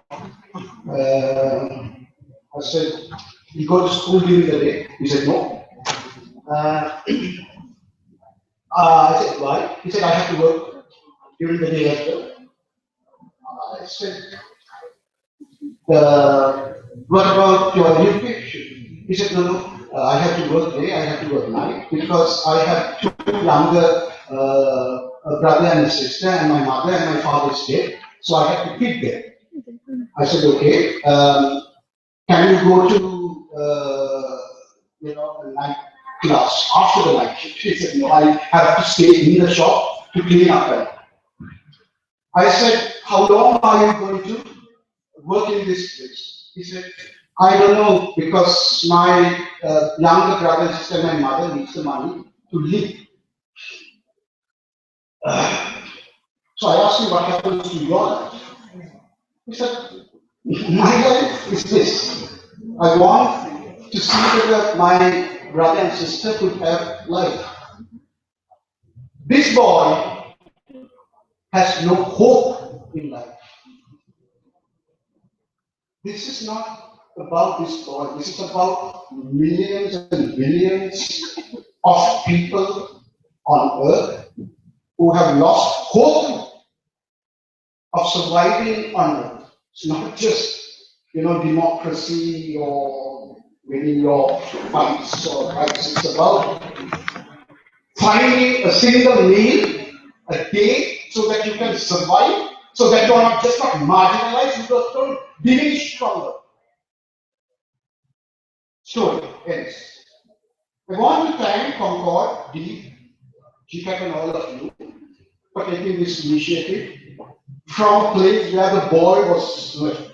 I don't think the ball drops. Ball drops, ball bounces. You can look, civil society builds alliances, networks, forums, platforms. And then, during a period of time, it started talking about creating a global citizens movement, a world citizens movement that you are using, a world people's movement. So thank you for filling a gap on earth without leaving the space to become a vacuum where the system comes and encroaches it and does something nasty like this. So number one, we are doing something good, and to the best of my ability, if I can contribute, I will still contribute. So it was not about resignation from a previous global citizens movement leading. It was about taking the correct decision on principle so that someone else can fill that gap. But movements are alive on earth.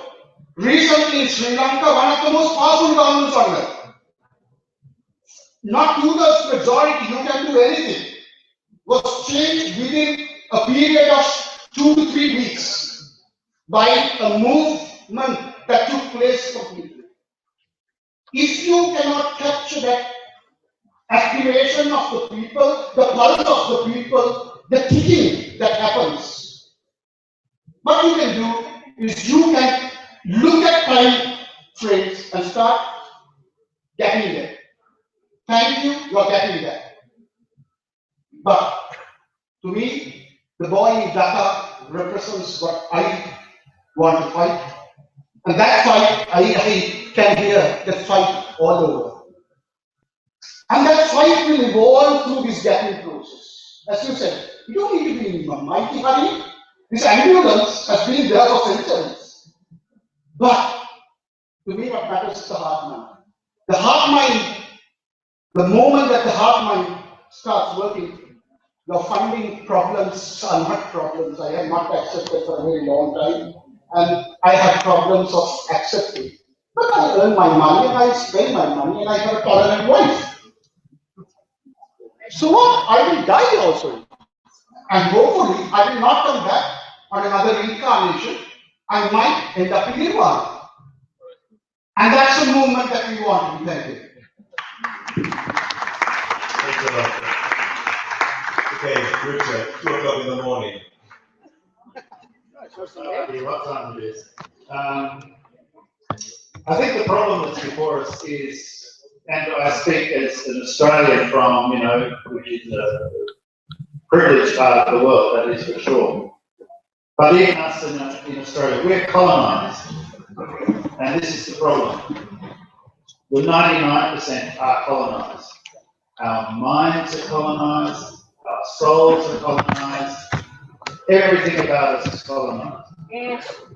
And this is the challenge we must address. I suggest that a process of dialogue is a way in which we can transform ourselves by unlearning a lot of things that have been indoctrinated into us, that the tree grows out of the ground and not the air, for example. That we can become aware that we are actually colonised. The trick of the colonisers is to make us, the most powerful prison is the illusion of freedom. And, I can't speak for people from other places than where I live because I can only speak my own experience, but I know that even, as I said, in a country like Australia, we are colonised, our minds are colonised, and we are disempowered by that. By going on a journey of discovery through dialogue, through inquiry, delving deeply into what really, really matters, we can not only transform ourselves, but we can also claim, or in some cases reclaim, a sense of democracy. We can throw the hijackers out of the vehicles of governance. There's much we can do. And John, if you missed I probably wasn't speaking very well, but my intention in terms of this political process that I started with and then going on to the dialogue, the whole point of the dialogue is to not only to shift our minds and so on and so forth, but ultimately to take control of the political system in the hands of the people. As John Ralston Saul said, we will always be governed either by a god or a king or a corporate or ourselves. And if we don't govern ourselves, then we can be sure one of the other three will. And I think that this is where we've been let down. We've been the system that has colonized our minds has disengaged us from the political process. And we must say no to that, and we must reclaim the political process, the voice of every person on this planet to participate in what is happening, that we take control of our own destiny into our own hands, rather than having it in the hands of what you might call the 1%. And when I talk of the 1%, I'm not really talking of the individuals who are there. I think they're as much victims of the problem as we are. There is a certain structure of power in the world, and they are created by it as much as we are created by it. And I think we need to understand that. It's not about attacking people who are different to us, who we perceive as being in control, but really transforming the system that allows us to live our truly human selves that we are, allow the full flourishing of our human potential, which the current system does not allow us to do. It stifles us. It makes us be the batteries in the matrix. Let's be humans. Let's be free. Let's be liberated, and let's all do it together. Thank you.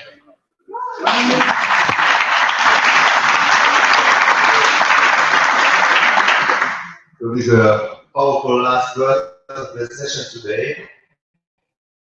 Also, I'd like to give one note from my perspective. I think this dialogue, which enables us to create new spaces of between different movements and initiatives and so on, is certainly an emancipatory and thus deeply political process. So I think there is probably not a competition or a opposition between the two, but they are part of the same ambition and part of the same process. So I would like to thank a lot the jury and the panelists, and you have also give yourself a big applause.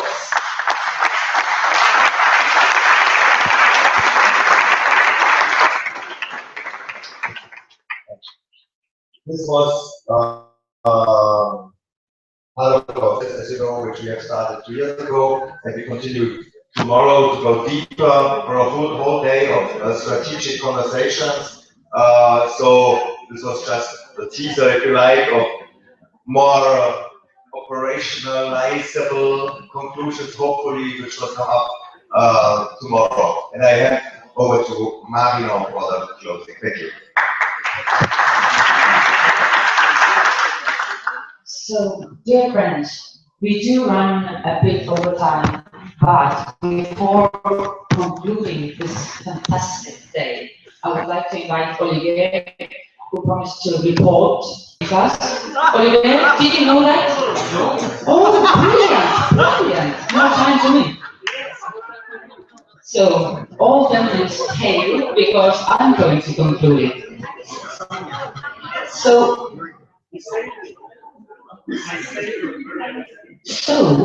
first of all, I have a really personal reflection while listening to all those fantastic revolutions going on, not only in the past 4 years, but also in the 60s and 70s across the world to students. And I've been so changed. Why can't I be born in the 50s or 60s to take part of those revolutions? Or why can't I be born as Tunisian? And then I realized that actually in the end of the 80s, in Estonia, where I'm from, we had a singing revolution. And 1/10 of Estonians come together just to sing. And at that point, probably not realizing that in 2 years' time, we will regain our independence. So that kind of eased my envy towards all those of you who have been part of different revolutions or millions of years ago. So I think the key slogans, bad word probably, what we can take from today is that although we might have many paths, we all go to the same direction. Or as one working group put it also, we have one struggle but many fronts. So, and the third one deriving from that is of course unity in diversity. So actually I could go on until we can do it and promoting my camera. But no. I think one thing that we keep talking is building a movement. And think, let's not say building, let's start being the movement. And of course tomorrow we'll talk about it more in practical terms, but just to also shift the way we think. Not building something for the future, but already being the future.